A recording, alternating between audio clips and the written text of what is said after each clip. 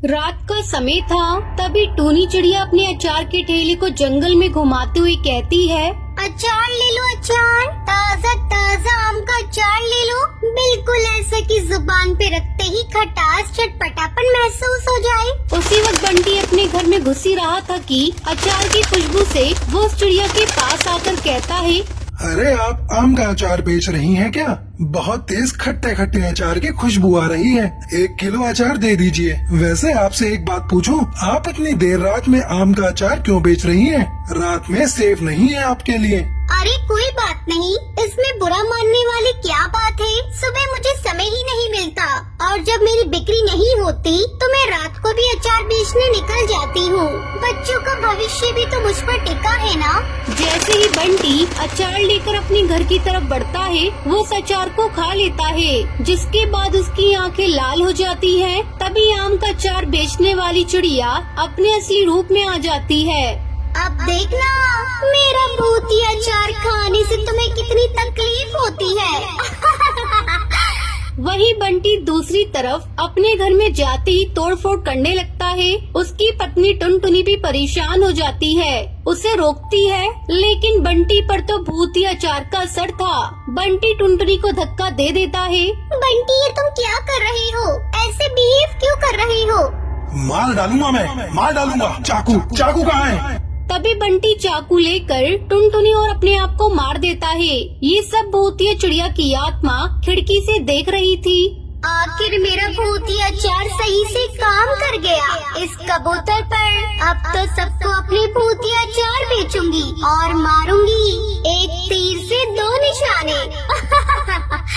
अगले दिन फिर से शाम को वो अपना भूतिया अचार बेचने निकल जाती है। अचार ले लो अचार, ताज़ा ताज़ा आम का अचार, जो खाए ना पछताए। सस्ता है, आम का अचार बिल्कुल सस्ता है। ये कहकर वो पक्षियों को अपना भूतिया आम का अचार खिलाकर मारने लगती है। इस तरह सबको मार डालूंगी। ठीक नहीं किया तुम सब पक्षियों ने मेरे साथ, बदला लेकर ही रहूंगी तुम सबसे। आज तो बहुत बिक्री हो गई, चलकर बच्चों को पैसे दे देती हूँ। ये बोलकर भूतिया चिड़िया की आत्मा अपनी बेटी पिंकी और बेटा गोलू चिड़ा के पास जाती है। बच्चों, ये लो तुम्हारे लिए खाने के लिए कुछ लाई हूँ, और ये पैसे लो और ज्यादा खर्चा मत करना, संभाल कर रखना पिंकी। ऐसे ही काफी दिन गुजर जाते हैं। एक दिन वो कड़कनाथ सेठ के घर भूतिया अचार लेकर पहुंच जाती है। साहब, अचार ले लीजिए, आम का बढ़िया बढ़िया अचार है। ऐसा अचार आपने कभी नहीं खाया होगा। अरे क्यों मेरे कान फाड़ रही हो? नहीं चाहिए अचार। मेरे पास आम के इतने पेड़ हैं कि मैं खुद आम का अचार बनाकर खा सकता हूँ। लेकिन मैं तो तुझे आम का अचार जबरदस्ती खिला कर रहूंगी। ये देख, तुझसे मिलने कौन आया है? तू टूनी, तुझे तो मैंने मार डाला था ना। और आज मैं तुझे मारने आई हूँ, चल मेरे साथ। ये बोलकर वो कड़कनाथ सेठ को पकड़कर जंगल में ले आती है। उसकी आवाजें सुनकर जंगल के सब पक्षी वहाँ इकट्ठा हो जाते हैं और बोलते हैं, अरे भूतिया चिड़िया की आत्मा, तुम क्यों मार रही हो इस भले पक्षी को? ये कोई भला पक्षी नहीं है, नफरत तो मुझे तुम सबसे भी है। कुछ को तो मैं मार चुकी हूँ, अब इसे भी मार डालूंगी। 1 महीने पहले ही इसने मुझे बड़ी बेरहमी से मार डाला था। ये बात तो तुम सब जानते ही होंगे। मैं कितनी गरीब थी, कैसे कैसे अपने दोनों बच्चों को पाला करती थी।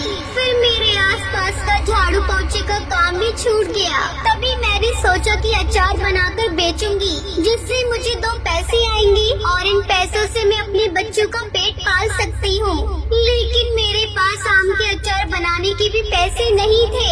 फिर मैंने कड़कनाथ सेठ के खेत में इतनी आम के पेड़ देखे कि मुझे लगा अगर इनमें से मैं कुछ आम गायब भी कर लूँ तो उसे क्या पता चलेगा। तो 2-3 बार मैंने हर रात उसके आम के बगीचे से आम को चुराया और उसका अचार बनाकर बेचा। एक दिन कड़कनाथ सेठ अपने पेड़ों को देखकर कहता है, अरे मेरे आम कहाँ गायब हो गए? लगता है किसी ने मेरे आम तोड़े हैं। आज रात मैं यहीं रहूंगा। उसी रात कड़कनाथ से डंडा लिए अपने पेड़ों की पहरेदारी कर रहा था।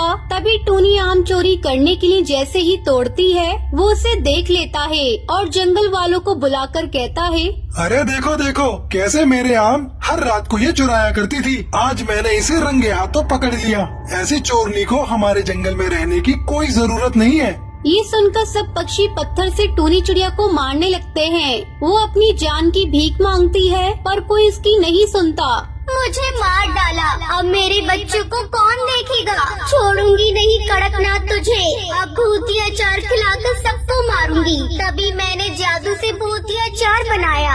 आज कड़कनाथ से तुझे इस अचार को खिलाकर मार डालूंगी। सभी पक्षियों के सामने भूतिया टूनी चिड़िया की आत्मा उसे अचार खिलाकर मार डालती है और अपनी बेटी पिंकी चिड़िया से कहती है, पिंकी, मुझे यकीन है तुम गोलू को और अपना अच्छे से ख्याल रखोगी और जो पैसे तुम्हें दिए हैं उन्हें अच्छे से इस्तेमाल करना। ये बोलकर भूतिया चिड़िया की आत्मा अपना बदला पूरा करके हमेशा के लिए अपने बच्चों को छोड़कर चली जाती है। भानपुर के जंगल में एक कालू नाम का कौवा रहता था जिसका आलू का खेत था। वो अपने आलू की खेती से बहुत प्यार करता था और उनकी बहुत देखभाल भी करता था।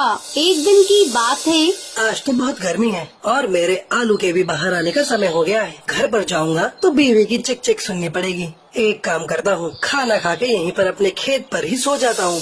कालू वहीं अपने खेतों पर सो जाता है और जब वो सोया होता है तो जंगल में से एक भूतिया टूनी चिड़िया की आत्मा भटकती हुई उधर की तरफ आ जाती है। किसी पक्षी की गंध आ रही है। कई दिनों से कुछ खाया भी नहीं है। बहुत जोरों से भूख लगी है। चलो आज पक्षी को मार कर अपनी भूख मिटाऊंगी। भूतिया टूनी चिड़िया की आत्मा पक्षी को ढूंढते हुए कालू के खेत के पास पहुंच जाती है। आज तो पक्षी का मांस खाने को मिलेगा। कितने दिन हो गए किसी पक्षी का मांस खाए हुए। आज तो पेट भरकर खाना खाऊंगी। कौन हो तुम? अरे बाबा, भूतिया चिड़िया की आत्मा, क्या चाहते हो मुझसे? एक भूतिया चिड़िया की आत्मा क्या चाहती है? तुझे मैं मार के खा जाऊंगी। और क्या, बहुत दिनों से भूखी हूँ। इतना हट्टा खट्टा है तो तुझे खाकर तो एक बार में ही पेट भर जाएगा मेरा। कालू भूतिया टूनी चिड़िया की आत्मा को देखकर डर जाता है पर वो दिमाग से बहुत चालाक होता है।